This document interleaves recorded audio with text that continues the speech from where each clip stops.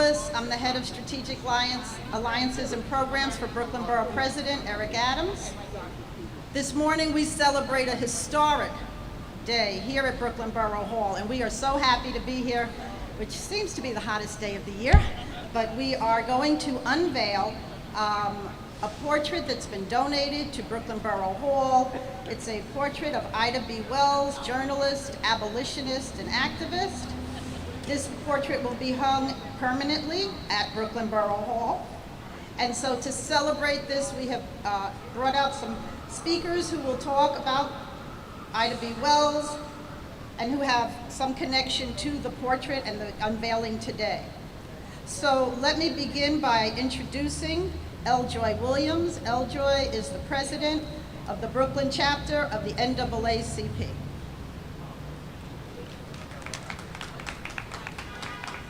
Good afternoon, everyone, and I'm going to be extremely brief so that we can make sure that we do not pass out from heat stroke this afternoon. But it is a momentous occasion to be here this afternoon to unveil this gift for a gift to our society, Ida B. Wells, who was one of the founders of the National Association of the Advancement of Colored People.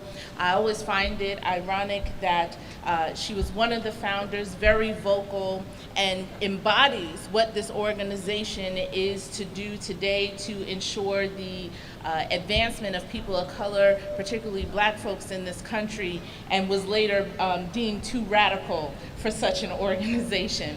But I am thankful for the borough president, for all of those who you will hear from this afternoon, for continuing to lift up the name, the spirit of our dear mother, sister, ancestor, and to ensure that her name is not forgotten and that her work continues into this day. So Brooklyn NAACP stands in celebration this afternoon to continue her legacy and to continue to make sure we say her name and lift up her work for now and forever.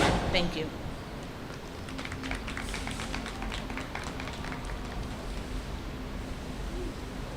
Thank you. Hello? Thank you, L. Joy. Now we'd like to bring up Professor Paula Giddings.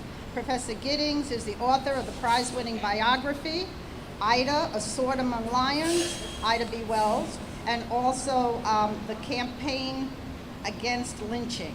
So, Professor Paula Giddings. Good afternoon, everyone. Ida B. Wells in Brooklyn Borough Hall. How fitting this is. It was in Brooklyn where Ida B. Wells left Memphis under the threat of death to find refuge and a home in exile. It was in Brooklyn where she inspired an activist community of Black women who celebrated her bravery and raised funds for her anti-lynching pamphlet, the first study of lynching ever in America. It was in Brooklyn where she found a rich cultural community of literary societies and debating forums, where the white-owned newspaper, the Brooklyn Eagle, said, quote, in 1892, "No other group is fonder of literary pursuits than African Americans." It was in Brooklyn where T. Thomas Fortune published in the New York Age Wells's editorial, "The Truth About Lynching," a truth that resounded across the country, through the British Isles, and into the minds and hearts of activists in her lifetime and now in ours. Thank you.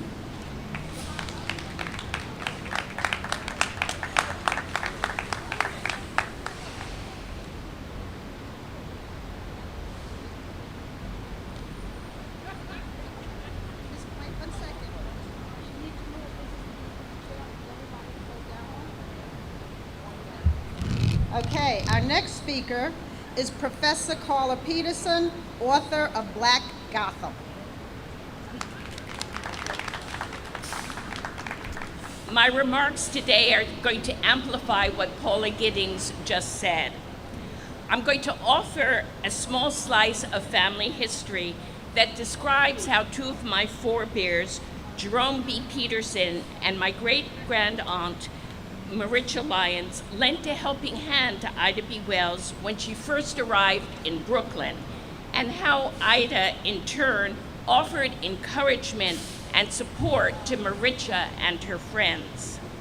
In spring 1892, Ida traveled from her hometown, Memphis, to New York, where she was met by T. Thomas Fortune, editor of the New York Age, and his co-editor, my grandfather, Jerome Peterson, who warned her not to go home.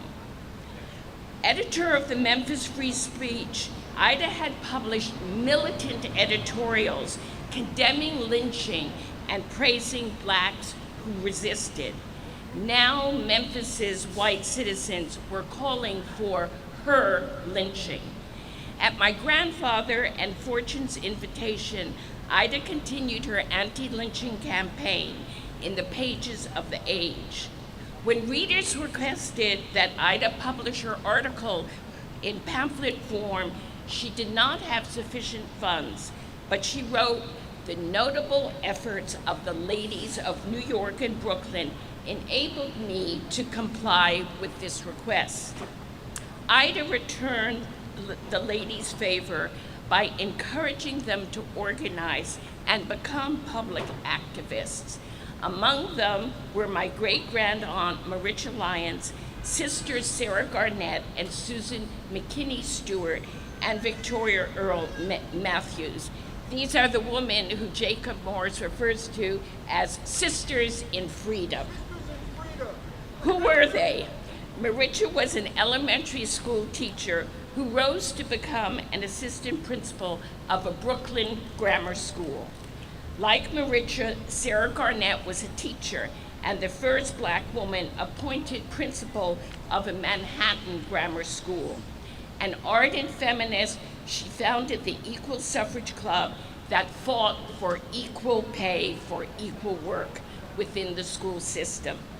Garnett's younger sister, Susan, was a doctor who treated both blacks and whites and specialized in childhood diseases. Victoria Earl Matthews threw herself into settlement work and founded the White Rose Mission to help black women arriving from the South avoid poverty and prostitution. Ida encouraged these women to found a club, the Women's Loyal Union. The name sounds so genteel, but was it really?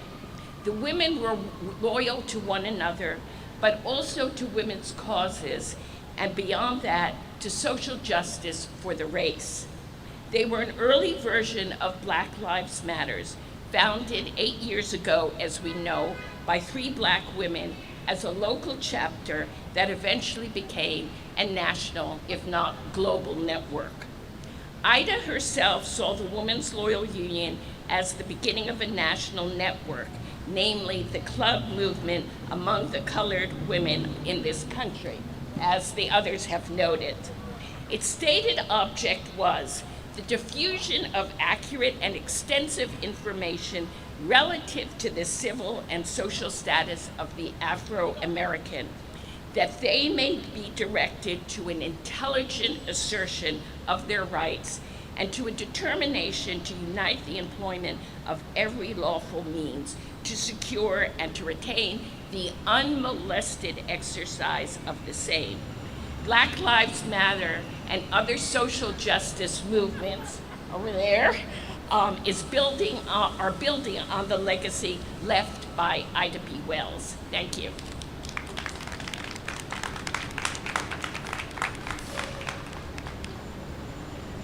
Okay, before I introduce our next speakers, I'd like to just acknowledge 2 people who are here today and who are very close to this portrait. Number 1 is the artist, Charles Hearn. Charles, would you please stand up? Make sure we get a good shot of Charles. Charles is the artist that actually created the portrait, which will be unveiled momentarily. And then we have a wonderful donation from a group that supports our community on several counts, and they actually donated the frame because the frame is in line with all of the other frames housed in Brooklyn Borough Hall, the gold filigree. And so I'd just like to acknowledge Tony Teakin Art. Tony, that's done. Thank you again for your donation. So now I'd like to bring up our next speakers. I'm amazed that we have them here today. They are the family, the direct descendants of Ida B. Wells. And they're her great-grandchildren. So we have Miranda Duster, Sarah Maria Duster, and the great-grandson, Joshua Duster. Good morning, everyone. Thank you for having us. My great-grandmother, Ida B. Wells, was an astounding woman who overcame her fear for what was right, even if it meant giving her life. I am proud to see her life of sacrifice and courage, honored with the unveiling and inclusion of this gorgeous portrait on these hollow walls. You know, when I think of Ida B. Wells, I think of a life without limits. I think of intersectionality. My favorite story about my great-grandmother Ida is that, you know, she was an incredible journalist, but would receive criticism for not focusing enough on the women's rights movement. And when she responded to suffragists, she would say, you know, I'm a woman and rights are extremely important, but how can I focus on voting when I'm still getting lynched? And I think that all of us, when we walk through this earth, we hold many identities. You know, I'm becoming a med student very soon, and I believe that when I walk through this world, I'm not just a doctor, but I'm an advocate. I'm a representation of Black women in science. I'm, you know, a passionate person, and I think that we all hold those things. So don't be one identity, don't be one part of your whole, but be a whole of your parts. And that's what I think about when I think of Ida B. Wells. Good morning, or maybe good afternoon at this point. When I think of Ida, I think of her pure determination, despite being a woman, despite fear, despite hell or high water, Ida persevered. And when I think about being a Black woman and a Black American, I think about all of us existing today as perseverance, and that in itself is a blessing. Ida was able to survive by coming to Brooklyn and being supported by so many great people here. It is not only amazing to live in Brooklyn now and to be a New Yorker and honor her legacy, but to also honor all of the people that supported her to make her who she is today. So we thank Brooklyn, we thank all of you for coming here today, and we also are so honored to have you guys truly, truly acknowledge our great-grandmother. I can't explain how that means the world to us. Thank you.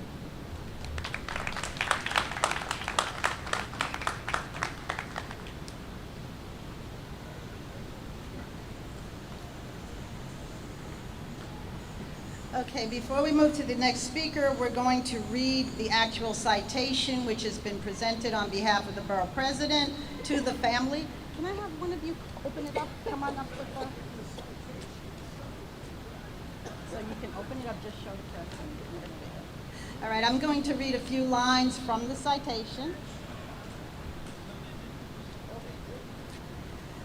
So whereas all of Brooklyn joins the Wells family, supporters, and distinguished guests for the portrait unveiling of Ida B. Wells, and today as we highlight her commitment to African Americans and acknowledge the profound influence she has had on the anti-lynching crusade and female abolitionists in the United States.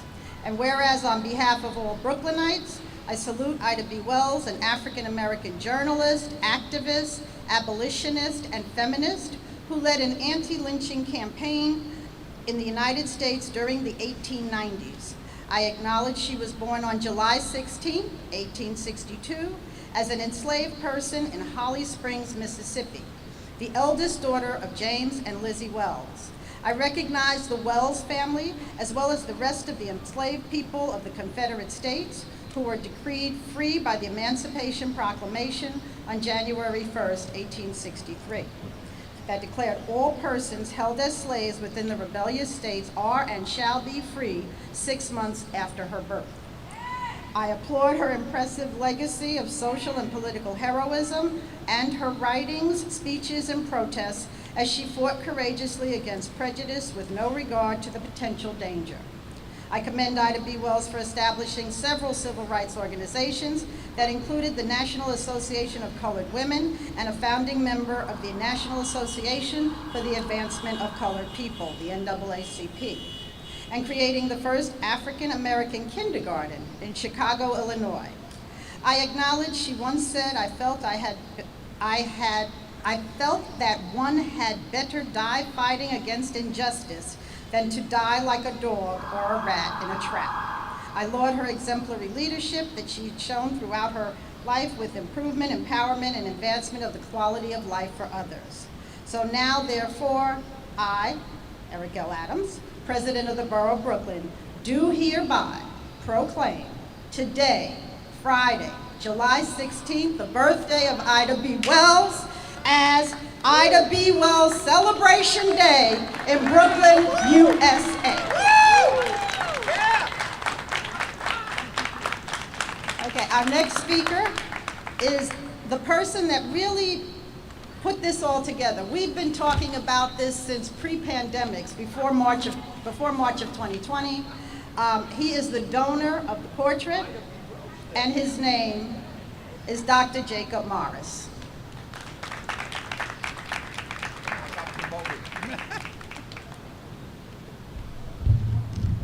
Well, to say that I'm happy, how do you express that? And I'm proud, very, very proud. This has been a long, long time coming. And so I have to thank Dr. Paula Giddings for writing her amazing biography of Ida. And I read it in 2009.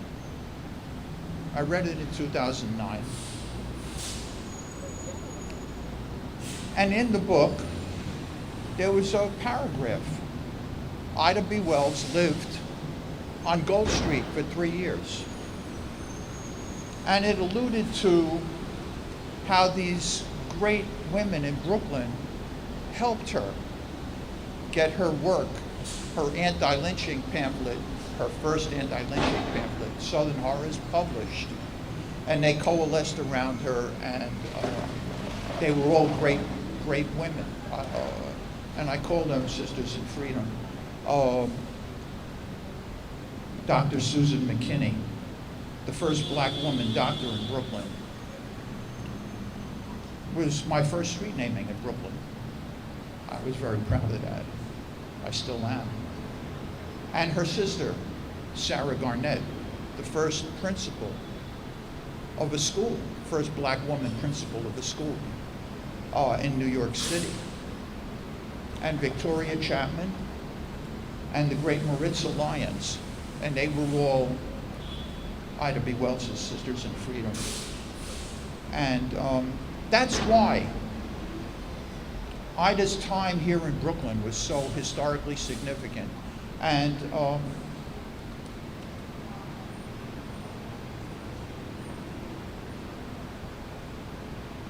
so doing this is so appropriate. That's what this is. This is so appropriate. This is so right. Because Ida and Brooklyn have an insoluble bond in history. I'm going to make a confession. I believe in angels. I do. I believe in angels. And I believe Ida is an angel. And I believe she's in heaven. And I believe she's looking down on us right now. And I know that she's smiling. I know Ida B. Wells is smiling right now. And she's smiling I feel, because she's happy. She's happy that we're doing this. And also, I think she's smiling because she has a sense of humor. And how this happened is really kind of humorous, because it was, some people might say it was an accident, other people might say it was fate. But I was visiting the deputy borough president, Ingrid, the borough president, Eric Adams' right hand, and I was visiting her for another reason. And I came through Borough Hall, and I saw all these old white men on the wall. And when I got into Ingrid's office, I said, gee,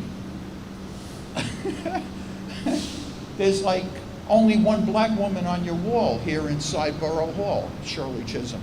I said, how would you like a painting of Ida B. Wells? She said, oh, Jacob, that would be beautiful. If you donate it, I'll show it to Eric if he likes it. And so that's how it really happened. That's how it really, really happened.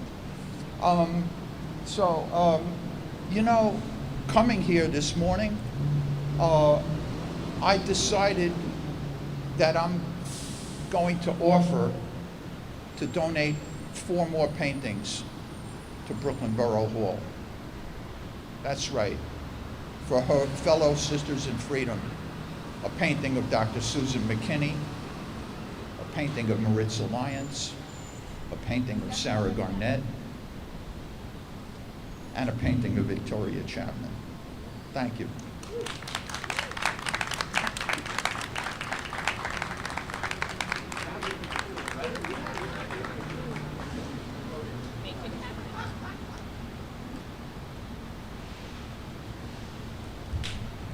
Okay, I thank everyone for coming out this morning in the heat. We are 1 minute away from the BP actually coming downstairs. So I know we have some press. I don't know if the press wants a picture of the family at all or anyone else. If the family could come stand here in the front with the citations out. Take your citations out. We'll get some family photos before the big event. You want to wait? Well, there he is. There he is. So it is my honor. It is my honor to introduce our Brooklyn Borough President, Eric Adams. Where's the family?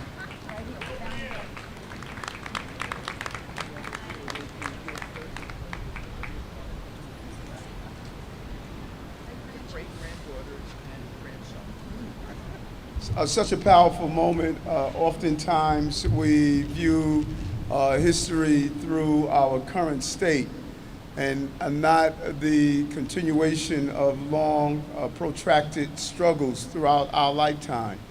I am here as the first person of color to be the borough president of Brooklyn because there was a Ida B. Wells.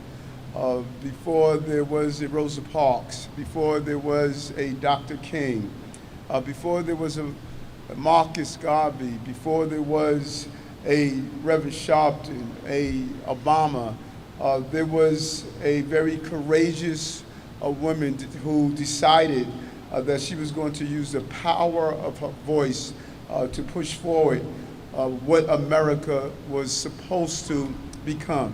And we have a long way to go. There's so many battles that we are still a part of.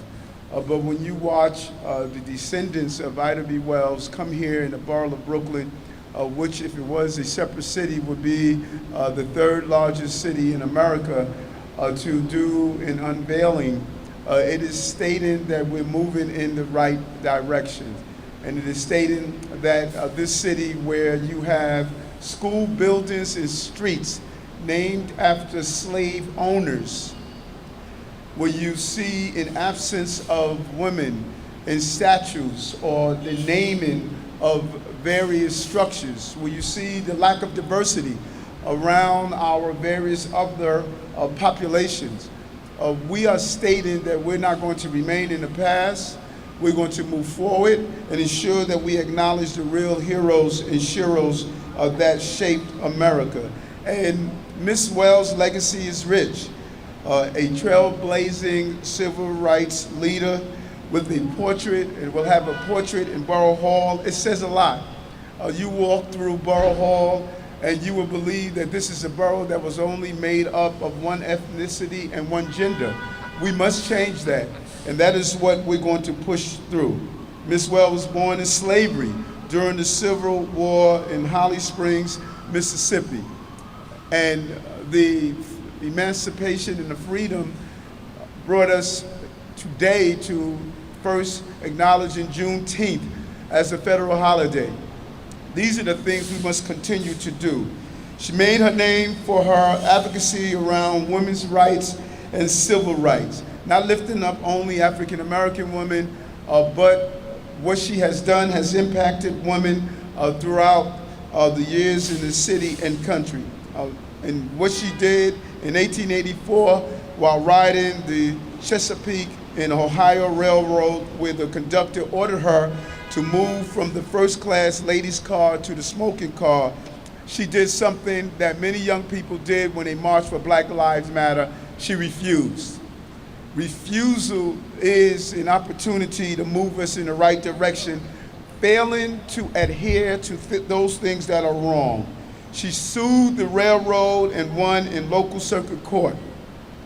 She became a journalist, working at a variety of publications throughout her career, including the Memphis Free Speech, a paper she co-owned and edited. So just imagine during those times having the foresight to actually understand the power of the press, the power of disseminating information. She later became internationally known for her anti-lynching journalism and activism, traveling the South in the 1890s to document the horrors of lynching. This was during a time where Black men were protecting the soil that planted the tree that hung their relatives. But they still went overseas and fought battles on behalf of this country. She fought to stop the lynching that we witnessed in this country. She published a real record in 1895, an in-depth pamphlet exploring lynching to shine a spotlight on the issues for America. She also reorganized as a co-founder of the NAACP. She continued to move forward a blazing trail on behalf of not only people of color, but on what I like to say the greatest race alive, and that's the human race.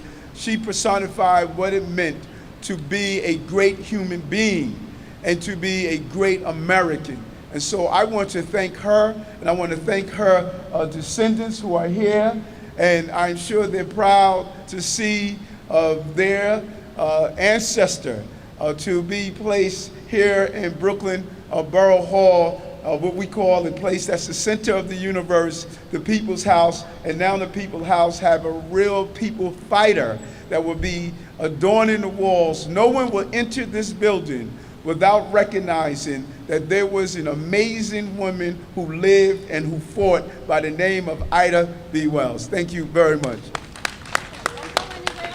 We're going to move the podium. Thank you, BP. We're just going to stage the family and the BP here around the so we can do the family on the side, and we're putting the family members for grab the other. We're going to do